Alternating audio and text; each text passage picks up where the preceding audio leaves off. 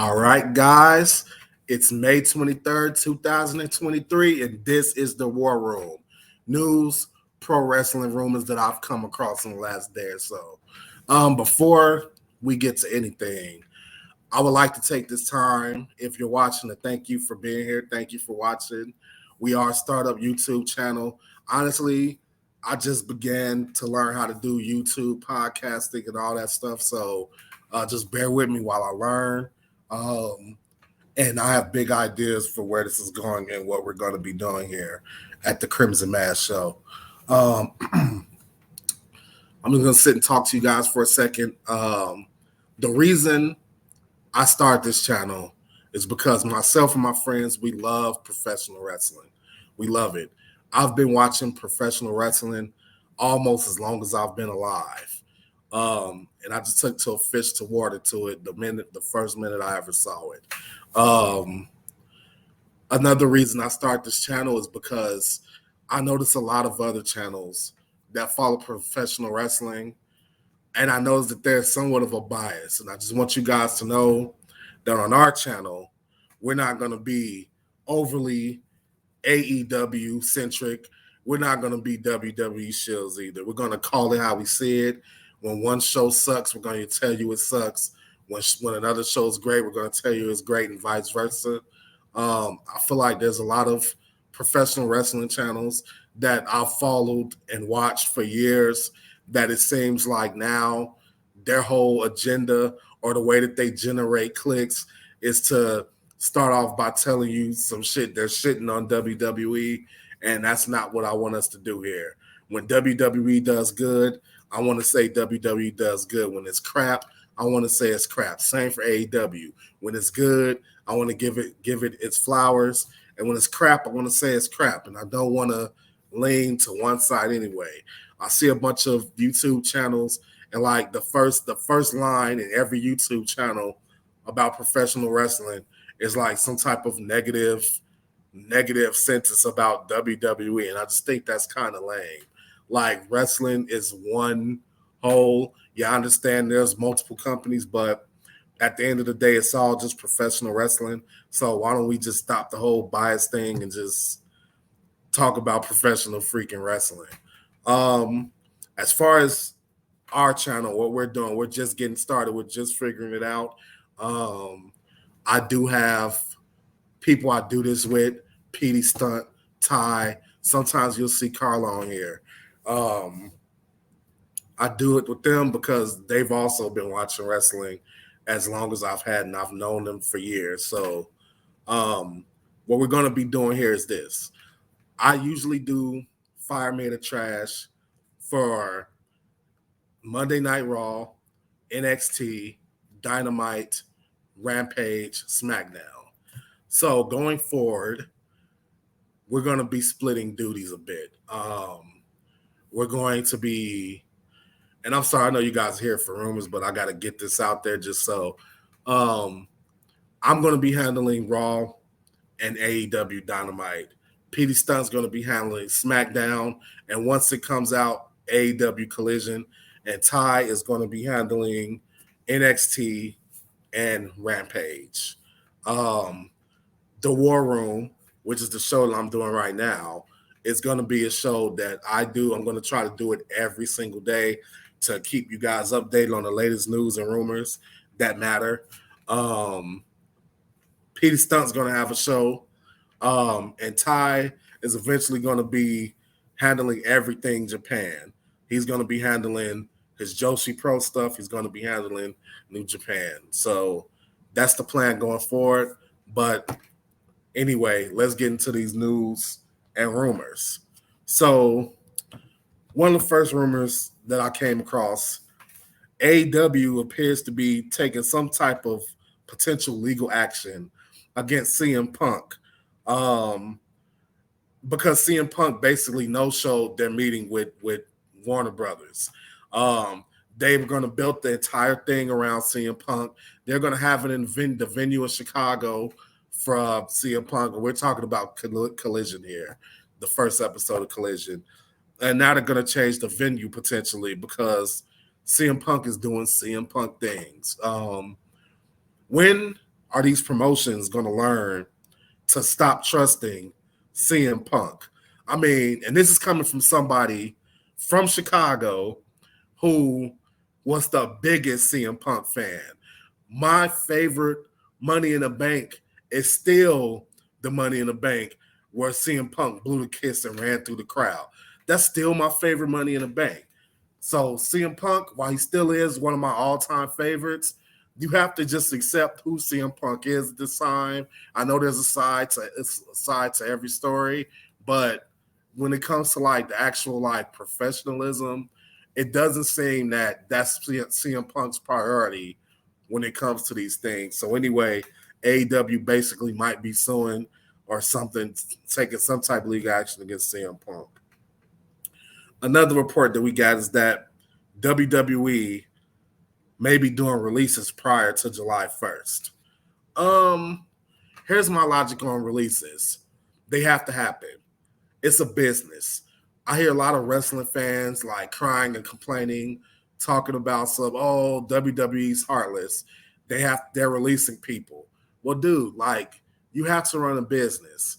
If you have, and just because WWE has the money to afford to have everyone under contract doesn't mean they have to have everyone under contract.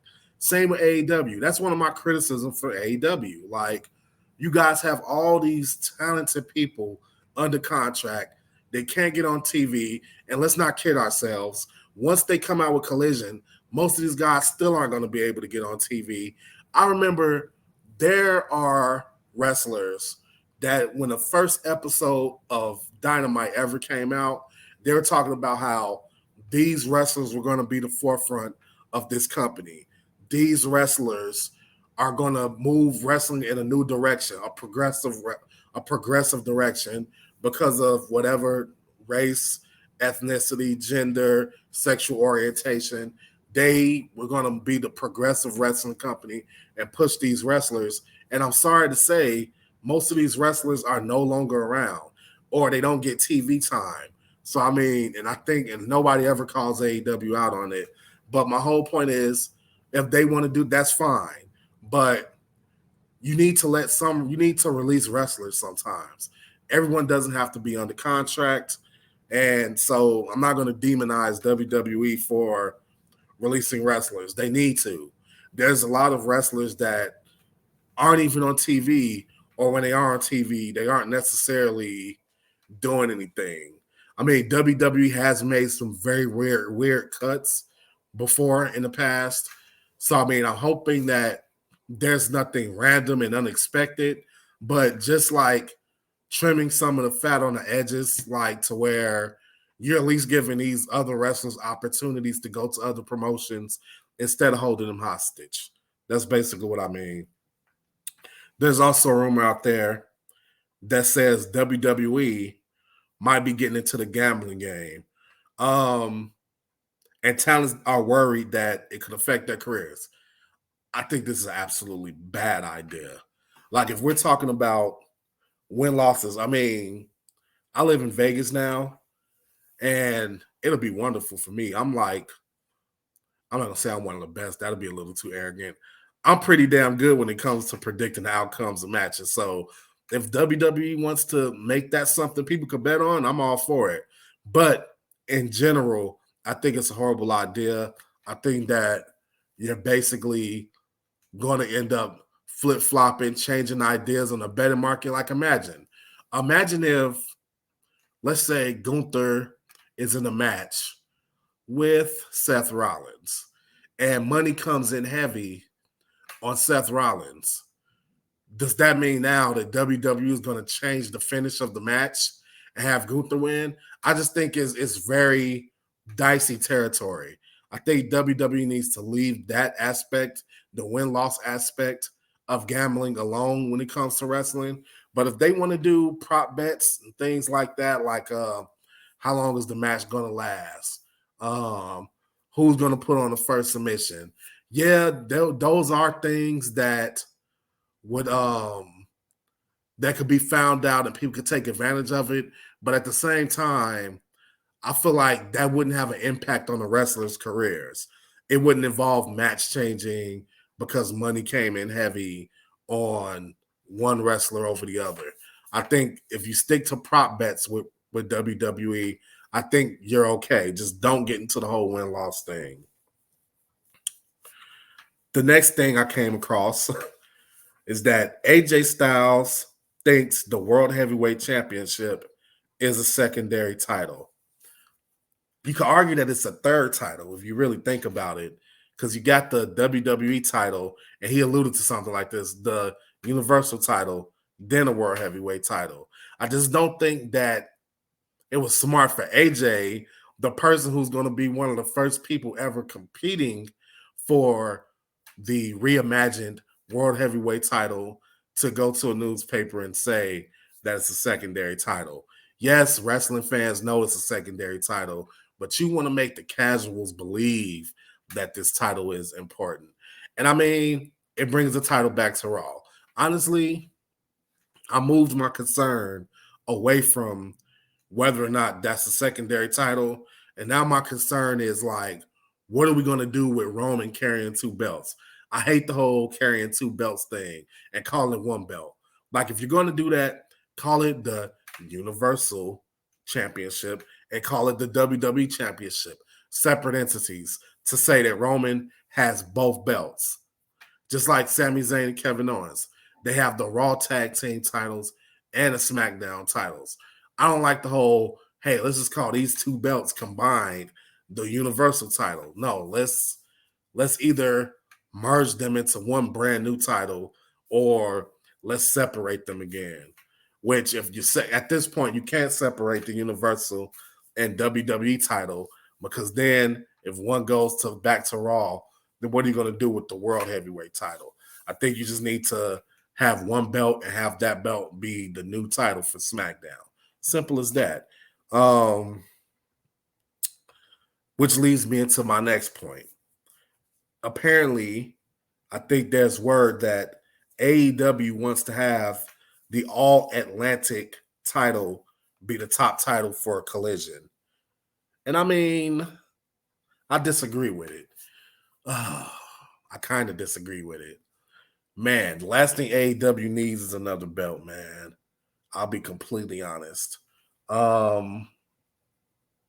There's a number of belts in AEW that I'm kind of just like, eh. Like, for instance, the TNT title. I don't feel like you need the TNT title and the All Atlantic title. They're the same thing to me. They're both like mid-card titles. I like titles that are named not after TV stations. And on top of that, the TNT title is starting to get hot potatoed. So I don't think it has that much prestige. The TBS title has a ton of much more prestige than the TNT title. And I want them to change the name of the TBS title. And the reason why it has prestige is because it's not being hot potatoed. Jade Cargill's had that belt and she's undefeated with that belt. So there's that. Anyway, as far as the All Atlantic Championship being the top one on the Collision, I don't like it. I like the idea of the AEW World Heavyweight title being the top title of the company, period. But I think if you're going to do that, if you're going to have show specific titles, I think you need to just have a title for the hell with it. I guess the only route they can go is having an All Atlantic title, man, because I'm thinking about ways for them to do this without having even more belts, but it's just weird to have a show where basically what's the same as the Intercontinental title being the top title of a show. I mean, that's just my personal opinion. Yeah, I don't know. And the last report that I want to talk about is the potential concerns that Seth and Becky may go Hollywood in the future.